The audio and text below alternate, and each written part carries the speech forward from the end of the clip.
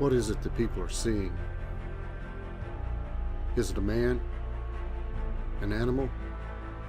A myth? Or something else? Are they delusional? Are they lying? Some are pastors. Some are law enforcement.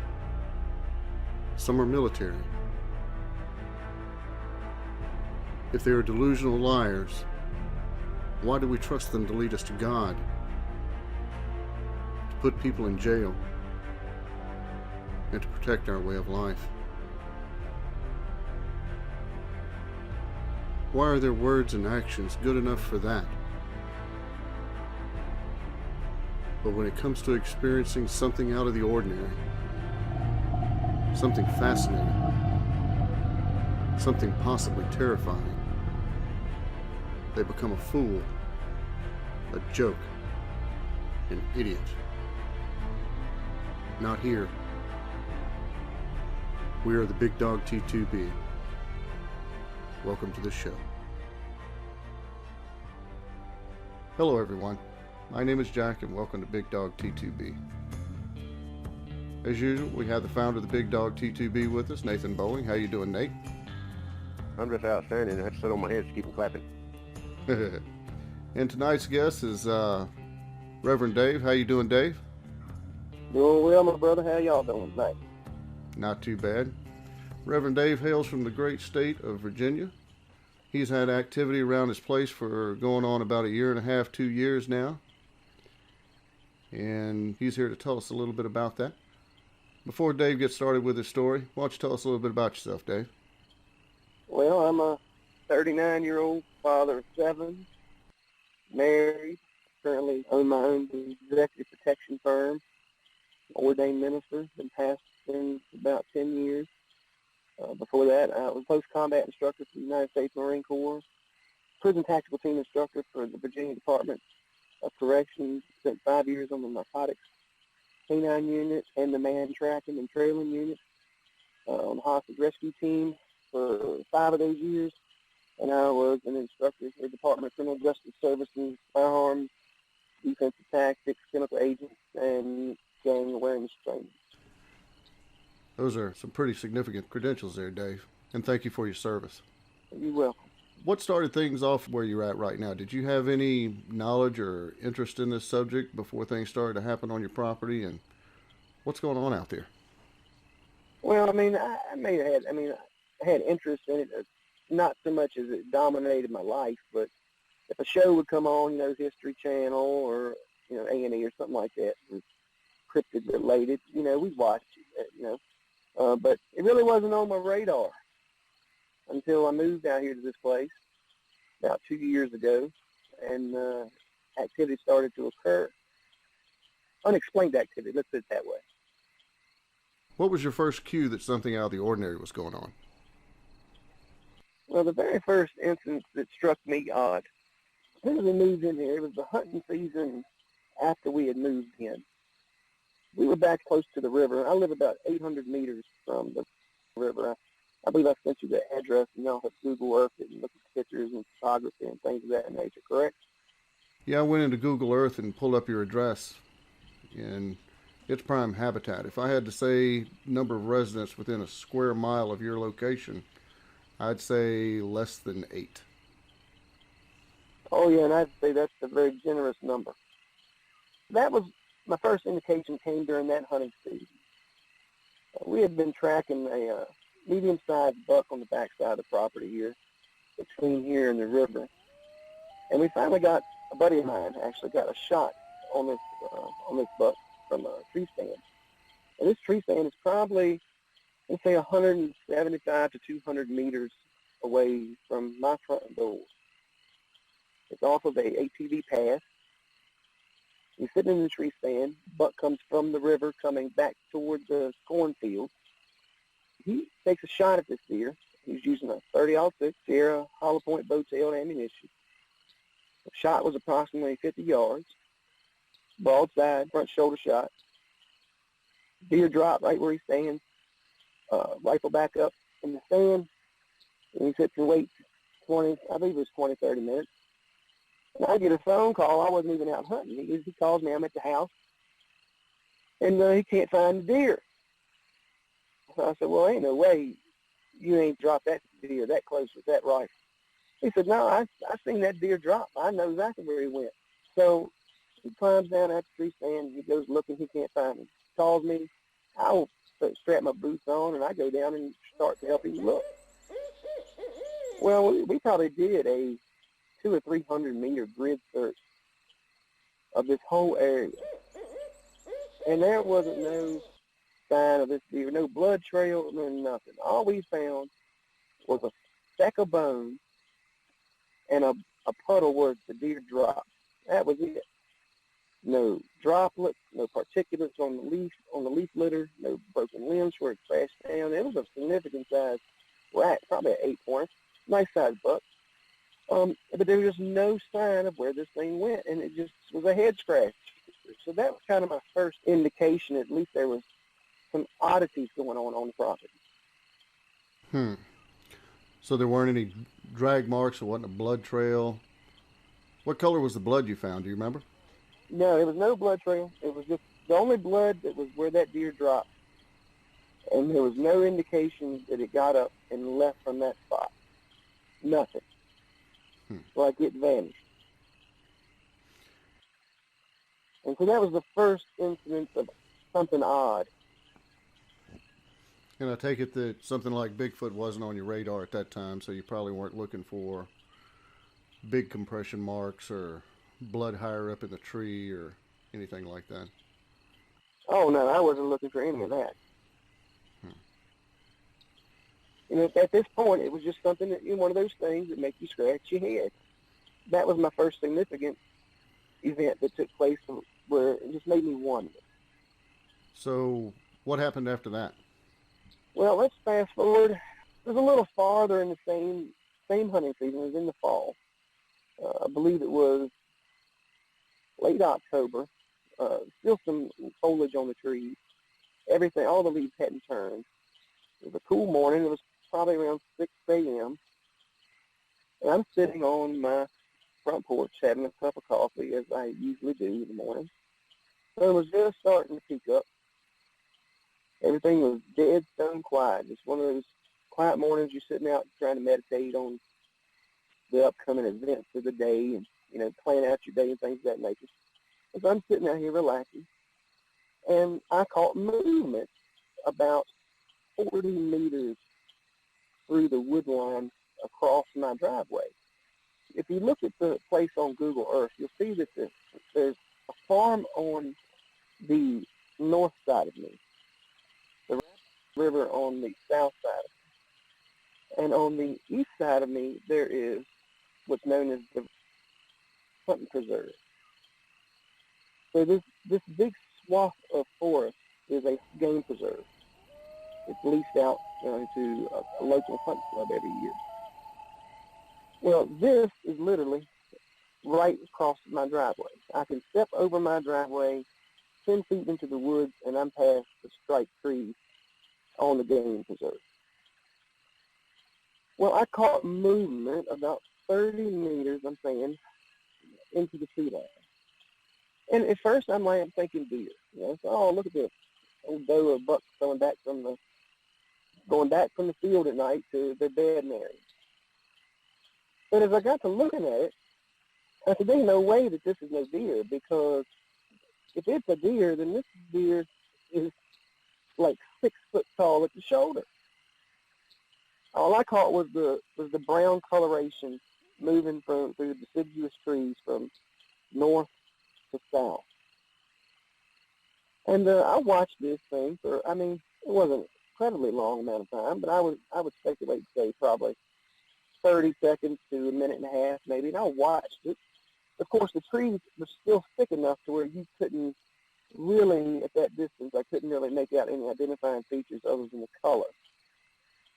However, once this, whatever it was, walked past and got deeper into the hunting preserve, I said, let me go up here. And so I went and looked at this tree. I was able to pick out a reference point. I walked straight to the tree, and I can walk to it right to this day. And where I saw that brown coloration of fur, or hair, whatever you want to call it, I measured that from the ground with a tape measure, and it was 6'6" from that limb to the ground, with still that, whatever it was, had fur, a brown coloration above that mark. So whatever it was at least 6'6" tall. And there's not a deer alive that's got 6 inches from the shoulder to the breast. And so that was my next indicator that I was like, oh, well, something else is going on here. I still, once again, that's what started to pique my interest, and I started looking into the subject. Still not heavily, but enough to make you go, I wonder what this could be. Yeah, 6'6" at the shoulder. That's a stretch. Nate's a horse guy. How high is like a Clydesdale at the shoulders, Nate? The neighborhood 6 feet. It'd be hard to mistake them withers for shoulders. Maybe at the hip, but still, I've got my doubts. You know, it being that tall, they're 10 feet long. So as they move, you got a 10 feet horizontal line that would be hard to miss. So there was no horizontal line. At least I didn't observe a horizontal line. That's one of the things I look for. I didn't bring that up for mistaken identity purposes. It was a general size height purpose, because a lot of folks have seen Clydesdales, whether on TV or in person. And what Dave is describing is something the height of a Clydesdale moving near his home in the wild, roaming free in Virginia. Even if we had elk there, that doesn't equate to that animal. That's a significantly sized animal. So what happened next, Dave? The next thing that struck me odd was I began to have several instances of my dumpster, or my roll-down trash can, I noticed, be open when I got up in the morning. But the can was not rifled through like a possum or a raccoon would do, where they would, they have trash strewn all around your can, all down your yard. I'm sure y'all have had that happen. It wasn't like that. The entire bag was removed. The entire bag was removed. 1 to 2 bags, I think, is the most I found. They were removed, and they were carried. They couldn't have been dragged, because they were carried into the hunting preserve. I could still see them from my front porch. They were probably about 20 to 30 meters inside the wood line. But they had to be carried. It's so thick. If they'd have been drugged by an animal, they would have tore the bags off too, and it'd been trash everywhere. But that wasn't the case. When I saw the bags, I went to them, walked straight to them, and the knots on the top of the bags had been untied, and the bags opened, and specific items removed, and only those items that I find the trash on the ground. So now, at this point, I'm really starting to have my interest peaked. So in rural areas, most of the locals there aren't real tolerant of vagrants, transient, homeless. Is that true in your little area? That's very true. We're so far removed from the nearest town. I mean, we're not out desolate or anything. It's a good 12 to 13 minute drive to get to the nearest gas station, and another 5 or 6 minutes to get to what you would call a significant little town. We're pretty remote. It's very agricultural. There's all kinds of farms. It's just a very agricultural farming type community. People wanted something to eat. This is the kind of community where they come knock on your door and you fix it for them. It's that kind of community. So the only other excuse for anyone to be out in the woods around your home, one would be a hunter. Hunter's not going to come rifling through your trash. And the other, unfortunately, And the people that know me certainly are Yeah. not going to do it. And unfortunately, in today's age, might be someone cooking drugs in the local wilderness.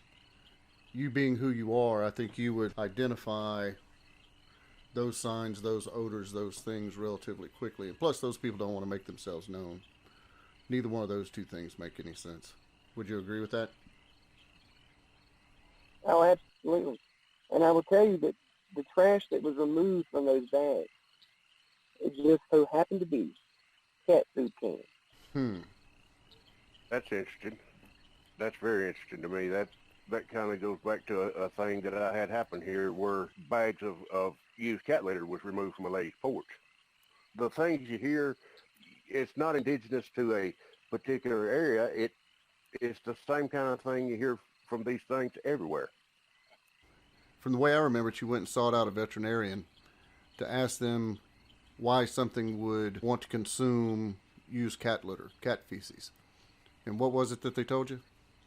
I have a veterinarian that I use and is a good friend, and I went to him and I didn't come out and say, okay, I think I have a Bigfoot eating cat litter. Well, I asked him, I said, why would, say, a dog that normally is not a feces-eating dog, why would it eat cat litter when it won't eat other varieties of manure? And he told me that cat food has a higher concentration of protein than other pet food. Therefore, the feces of said cat would have a higher concentration of protein in its manure or its feces. Therefore, something that was hungry or something lacking protein in its diet would naturally gravitate, because animals eat what they need to survive, not what necessarily by taste or what they like, but what their body says they need. And cat food is, let's say, very aromatic. You can smell cat food from a long ways off. Very. Where did things go from there, Dave? It was at that point to where some of these animal carcasses started to appear. And they would always be in the same place, about 10 meters off my front porch, right in the center of my circle driveway. I would find the occasional squirrel. We started with a squirrel. Then it ended up being progressing to rabbits. And I believe I sent you some of the photographs, or at least one of them I know for sure, one of these rabbits. And ordinarily I would think, it's just maybe an outside cat, or they'll bring a bird or a mouse or something to your front porch. But not full-grown rabbits, and not full-grown squirrels, and not in the manner in which I discovered them. When I discovered these animals, they were field dressed with almost knife-like precision. There was whole sections of fur removed, and the animal itself had been disemboweled with the entrails removed, cut open, not tore open. It almost looked like a knife or a claw had been used to open this particular animal, or these particular animals up. And so that made me scratch my head. And that was kind of the final piece of intel that I needed. And said, well, I'm going to contact somebody and see if this could be related to some kind of unknown entity or creature. So looking at the photo, the one that you sent us was a rabbit. Was the head on that rabbit? No. No, I didn't think so either. I thought it might have been folded underneath it, but it did not look like it was there. Also, other than where it had been opened up and the entrails removed, it didn't look wet. It didn't look mouthed. I didn't see any puncture marks in it. Did you see anything like that? No, sir. The only thing I saw was its entrails removed. And if you look at that photograph, and I tried to take it in a manner to where if you saw it and observed it, you could see the actual horizontal line that was cut through the abdomen. I had never seen anything like it, that other than from a human field dressing a rabbit. Mm-hmm. Saw what I gathered from the picture, and you can correct me if I'm wrong, is I saw a rabbit with its head removed that hadn't been, let's say, extremely neatly opened up and the entrails removed. And I didn't see any puncture wounds in it. It didn't look like it was crushed anywhere. And it didn't look mouthed on. It didn't look like it, was wet from saliva. There wasn't any blood associated with the fur. The normal animal predation thing is not a neat affair. They take it down and then they pull it apart. It's odd because decomposition, meat spoiling, all those other things, the first things that cause that to occur are the entrails, and all of those things were removed. Is that correct? That's exactly right. They were removed, and not only when I discovered that rabbit, rigor mortis still had not set in, so it was very pliable at that time. It had recently been put there. I arrived home. I was on a protective detail that night, and I arrived home at around 02:30 in the morning. Between 02:30 and 06:15, when I had gotten up to get my little girl on the bus to school, that rabbit was there. It was not there when I arrived home, but it was there upon my waking up. That makes pretty good sense because it found in my research that the most active time is basically the witching hour between, say, 2 a.m. or 3 a.m. and just before daylight. That tends to be when, from my experience, when they tend to move around and do what they do. They tend to do what they do when people are not doing what they do. It's pretty much a given that for something like that to happen, that's the perfect time frame. So the likelihood of you noticing or seeing them do it is highly unlikely. That seems reasonable to me. So you contacted us last week, and we talked for a couple of hours that evening, if I remember it right. And there are a few things that have occurred there other than that. Some things that happen as an effect of you moving in that may have had some influence on what's going on.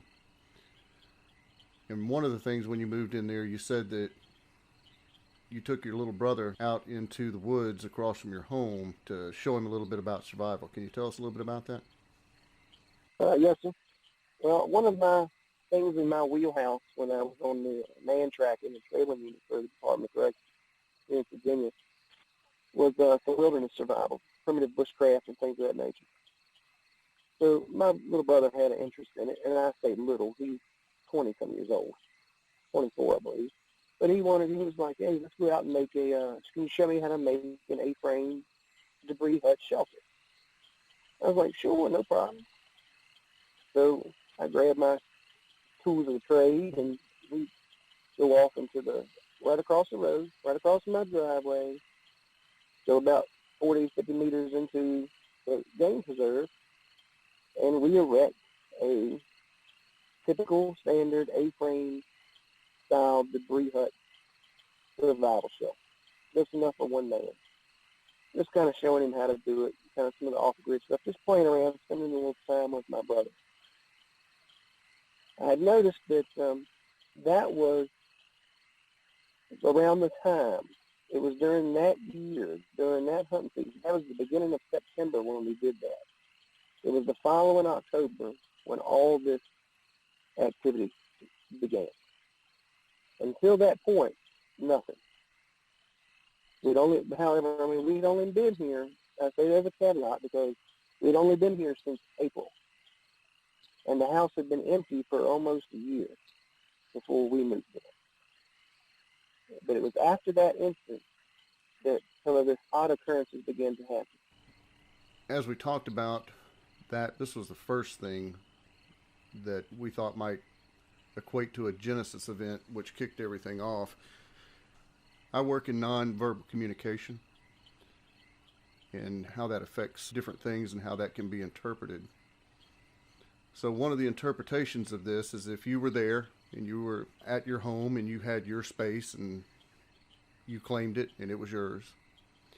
And if you had a neighbor across the street and you decided to walk across the street into your neighbor's yard and build something where you could go over there and sleep and claim some ground, it would be understandable if your neighbor across the street where you built this thing would be a little unhappy that you did that.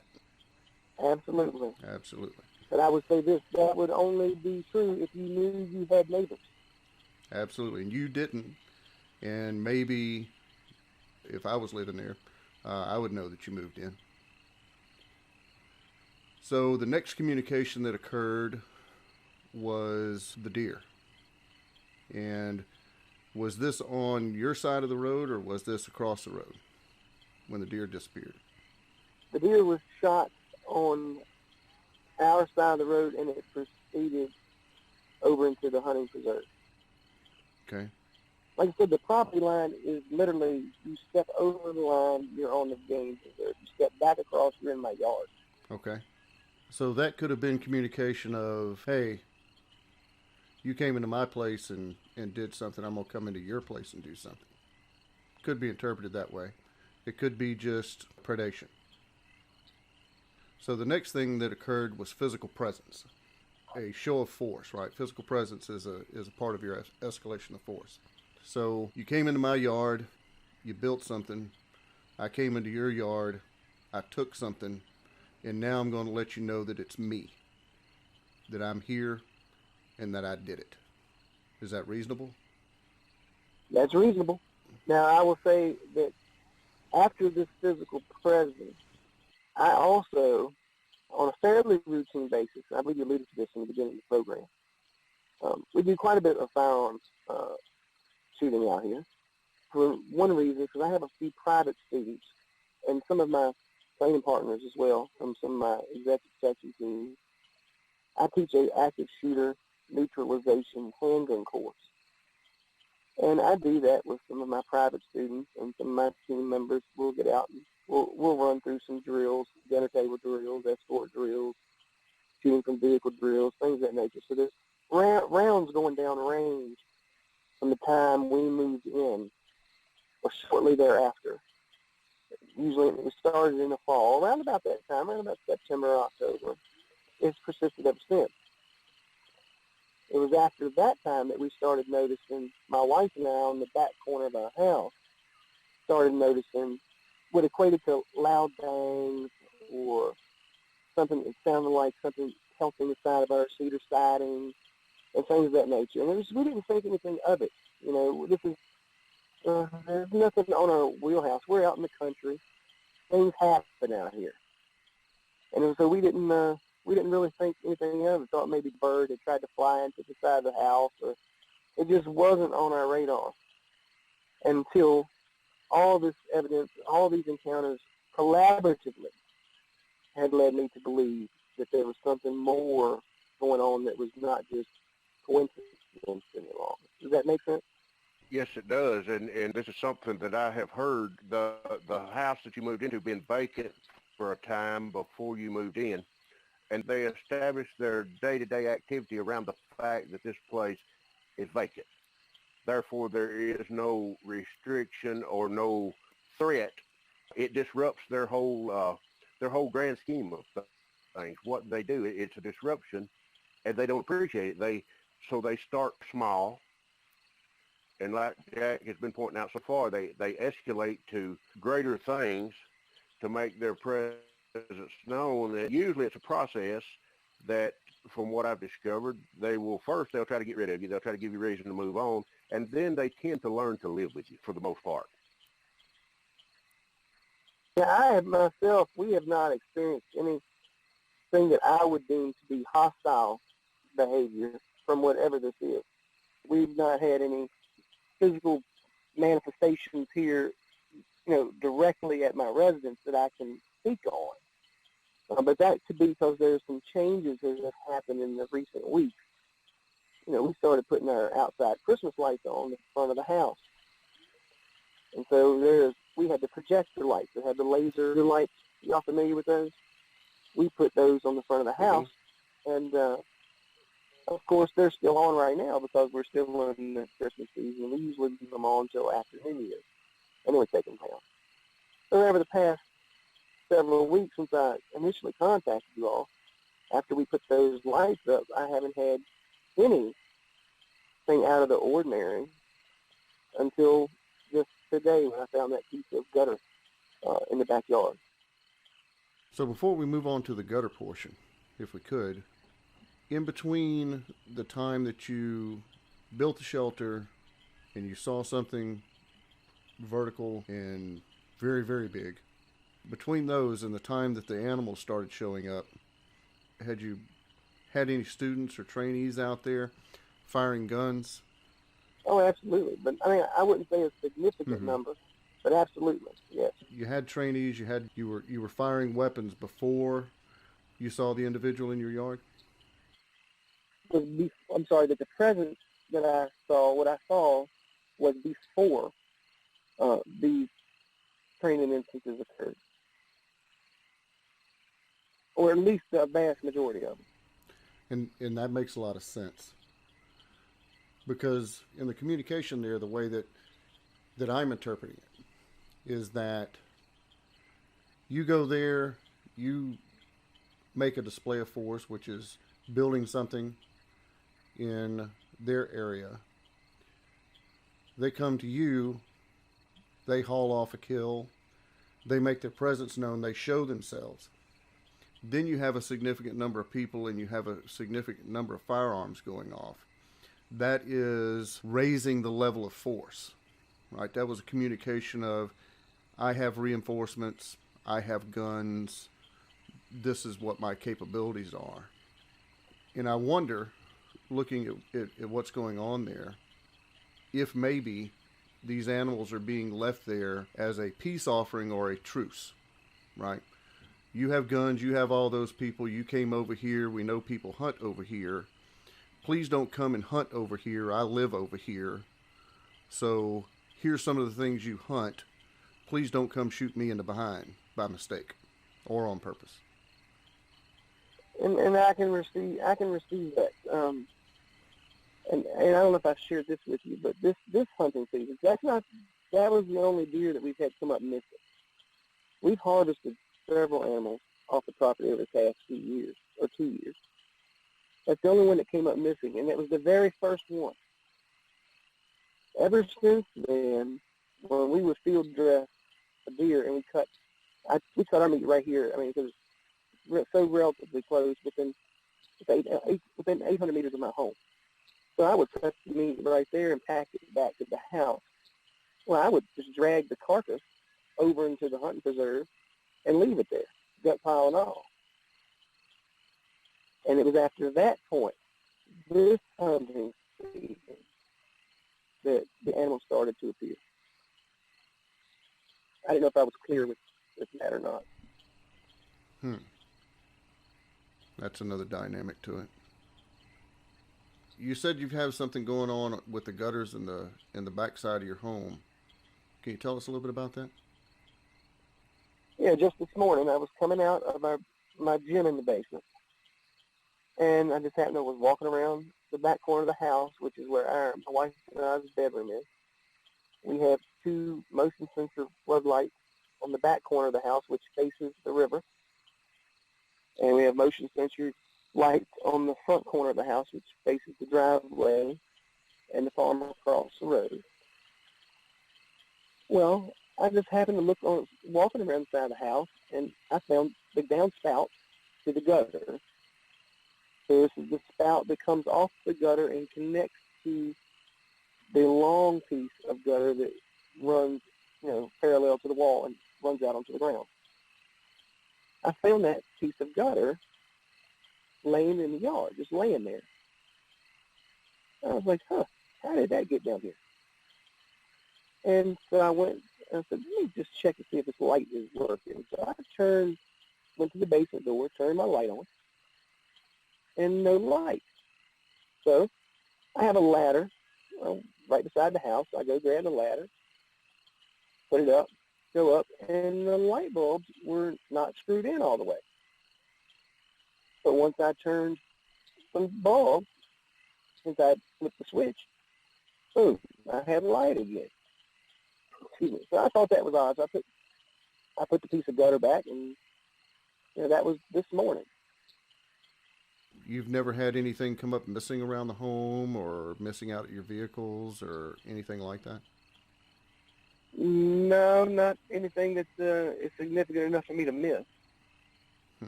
Nothing has came up missing as of yet. And that was this morning? Well, I take it back. I apologize. It was Saturday morning, so yesterday morning. I would offer, put the ladder in a particular way that you can tell that it was moved. Right? Because the skeptic in me says, well, you have a ladder and you have lights. Someone could have picked the ladder up, used the ladder, unscrewed the lights, and put the ladder back. They absolutely could have. That's plausible. Not practical, not given where you live, not given the kind of guy you are. None of those things, none of that stuff makes sense. But a hardcore skeptic would say, well, you got a ladder right there. I would offer, one, either put the ladder away or position the ladder in such a way or put something on top of it in such a way that you would be able to tell that it had been moved, that it had been tampered with. Well, that sounds like a very astute plan to do. What are some of the other things that you haven't filed reports on or shared with us via phone contact so far? Well, I mean, these are just, like I said, these are very recent. So that was yesterday morning. I said today, but it was actually Saturday morning. It's Sunday now. It was Saturday morning. Filed reports on other things, but not at this particular location.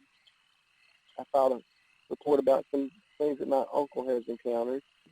It's in the same geographic area, within 30 square miles. See, right here where I'm located, I am within 15 minutes driving, within 12 to 16 miles of the Shenandoah National Forest, of the Blue Ridge Parkway, Appalachian Trail. I can literally look out my kitchen window and stare at the Blue Ridge Mountains and all sides. So in a 30 square mile area, a plethora of forests, fields, rivers, farmland. It's outdoors in paradise, it really is. And my uncle lives within that 30 square mile geographic area. So I read the report that you gave as your uncle's report. Why don't you tell us a little bit about that? My uncle, he's a minister too. He's pastor of Tabernacle here in Louisiana County. It's 2 counties over from me. And his residence, he lives in a very rural area too, probably even more so than me. Well, he was walking his German Shepherd dog down his gravel road, not his driveway, but the road adjacent to his driveway that leads to his home. I'm going to say about 1.25 miles from his driveway to this gravel road, then to the next semi-major highway. It's pretty remote, pretty rural. And he walks his dog every day down this gravel road. And he called me, and he was just super just out of breath, excited, ecstatic, however you want to term it. And he told me that while walking his dog, he had paralleling him about 100 meters into the woods, 4 to 5 of what appeared to him to be hyenas in Savannah County, Virginia, paralleling him around close to his residence. They didn't have any kind of physical encounter with him. They just paced him from the time he encountered him to all the way back, approximately 3/4 of a mile. They paced him to his house. Never took their eyes off of him. It's just like a whole pack of what he described as hyenas.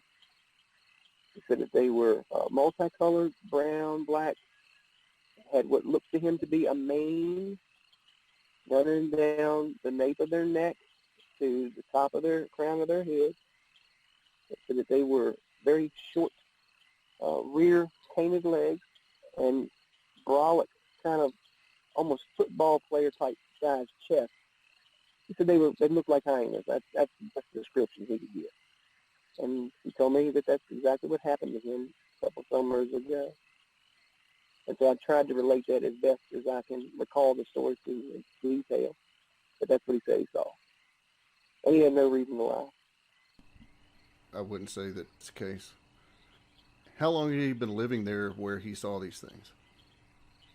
Oh, he'd been living there in excess of a decade, but never had encountered anything like that before. And he's familiar with all the local wildlife, coyotes. Oh, absolutely. He's been an avid hunter and fisherman his whole life as well.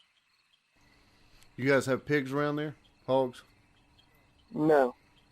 Hmm. No, if we do, they're not in this portion of the state. They're in southwest part of the state, like Tazewell County, close to the Tennessee, Kentucky side. I've never seen any. And you get the odd report of that occurring, but of having a significant population of feral pigs, no. I remember if one of the reports was about vocalization, screams. Was that at your uncle's place? That actually was at a farm. It has 2 trout lakes on it, dense cedar groves. It's just a beautiful place. And I have heard vocalizations on that farm in the broad daylight that I can only attribute to what I have heard based upon my research, that would be attributed to what I guess you commonly refer to as Bigfoot. That's what it sounded like to me. And it was multiple people that heard it, and they were like, what in the hell is that? And, of course, I had a feeling I knew, but I didn't speak on it. You said you got some dense cedar around there? Very dense. The screams in relation to the cedars, did that happen to come from the direction of the cedars, the cedar thickets? Well, like I said, you can pick a rock up and hit a cedar thicket out there. It's nothing but cedars. And rock ledges, it's pretty intense. Pretty beautiful place. But the screams they weren't close by, but they were within 400 meters. And I say screams, it's more like some of the standard vocalizations I've heard. It wasn't like that, what they call like the Sierra sounds or whatever. It's more whoopish on the front end, and then like a high-pitched, dragged-out yell. Just standing there working on farm equipment, and it just started cutting loose. Multiple cases. Are you familiar with the Ohio Howl? Sure. Pretty commonly played. Was it anything similar to that? Very similar. I might have misspoken and said Sierra sounds, but yeah, the Ohio Howl, that sounds about right. Very similar to that. Yeah, that's something I commonly have heard here. That was the most common sound that I heard. Well, Dave, we're not that far apart. I'm only about 2.5 hours from you. And we talked about me coming down there, paying a visit and going around and taking a look. You still up for that? Maybe we can take a little video and do another show? Sure, you're welcome to come anytime. It's a nice place out here. Nice country. Plenty of prime habitat for all kinds of wild animals. Absolutely. Looking at it from Google, if I wanted to remain undetected and have a decent, comfortable life, that sculp of woods between you and the river, that's prime habitat. I could go back there and I could make a living and do it pretty easily. Have you got anything to add, Nate? I think this is a very interesting series of reports, and I appreciate David submitting them. It's been really good to meet you. Jack's told me a lot about you. And maybe y'all can get down there and get us some good information. Well, y'all are certainly welcome to, and it's a pleasure talking to you too, Nate. Good to meet you finally. Well, I guess I'll wrap it up and say thank you everyone for listening. Please visit us at www.bigdogt2b.com. You can go there and take a look at the database and see Dave's reports. You can see how you can participate and how you can get in contact with us. One of the things about doing these kinds of things is be careful what you ask for. When you decide to step off the trail, step off the pavement, get back into places where people don't normally go, you need to make sure that you are mentally, physically, emotionally prepared for what you may encounter. So with that, good night. God bless. We love you, and we'll see you next time.